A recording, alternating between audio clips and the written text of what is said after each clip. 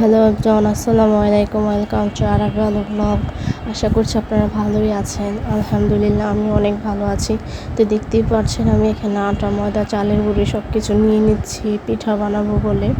তো অল্পই বানাবো আজকে, যদি বেশি বানাই তাহলে যদি না হয় তাহলে নষ্ট করা হবে, সেজন্য অল্পই বানাবো। তো দেখতেই পাচ্ছেন আমি পরিমাণ মতন 2 কাপ আটা নিয়েছি আর হাফ কাপ হচ্ছে চালের গুঁড়ি নিয়েছি। তো আমি পরিমাণ মতন একটু লবণ আর হচ্ছে স্বাদ মতো আমার টেস্ট মতো আমি চিনি দিয়ে এগুলোকে ভালো মতন মিক্স করে নিচ্ছি।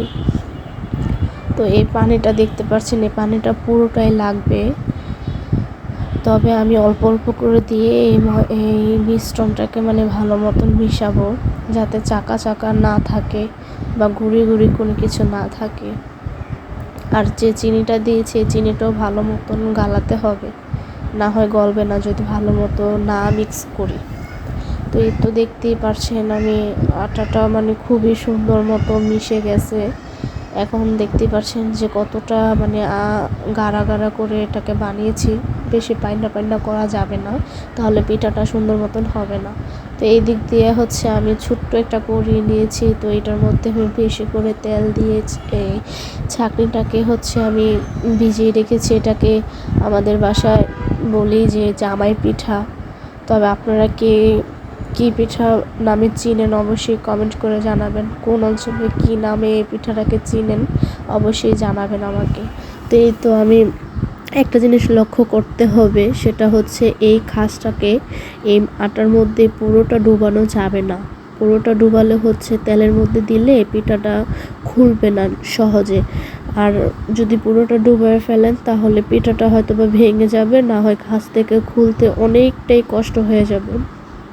তো এই জিনিসটা একটু লক্ষ্য করবেন। তো এই তো আমি হচ্ছে চুলার আঁচটা কমিয়ে দিয়েছি, না হয় হচ্ছে পিঠাটা পুড়ে যাবে, পুড়ে গেলে মজা লাগবে না। তো এই তো আমি আস্তে আস্তে ভেজে নিচ্ছি। তো আমার পিঠাগুলো দেখতে কেমন হয়েছে অবশ্যই কিন্তু কমেন্ট করে জানাবেন। তো এই তো এটা ভাজার পর নামিয়ে ফেলে এখন আবারও আরেকটা দিচ্ছি।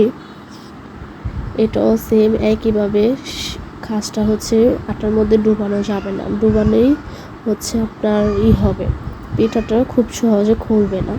তো এটা সবাই আসলে জানে, আপনারা হয়তো বা পারেন, বাট আমি আজকে নতুন বানাচ্ছি না, আর অনেকবারই বানিয়েছি, আজকে আপনাদের সাথে ব্লগটি শেয়ার করলাম। তো আমার ভিডিওটি শেষ পর্যন্ত দেখার অনুরোধ রইল। অবশ্যই আমার ভিডিওটি দেখবেন, লাইক করবেন, শেয়ার করবেন, কমেন্ট করে জানাবেন কেমন হয়েছে।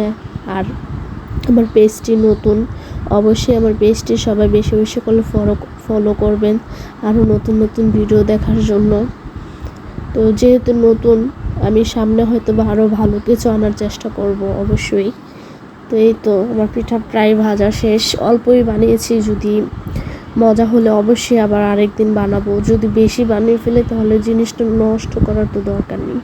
তো এই তো মাশাআল্লাহ পিঠাগুলো যে এত মজা হয়েছে, আগে যদি জানতাম তাহলে আরও বেশি করেই বানাইতাম।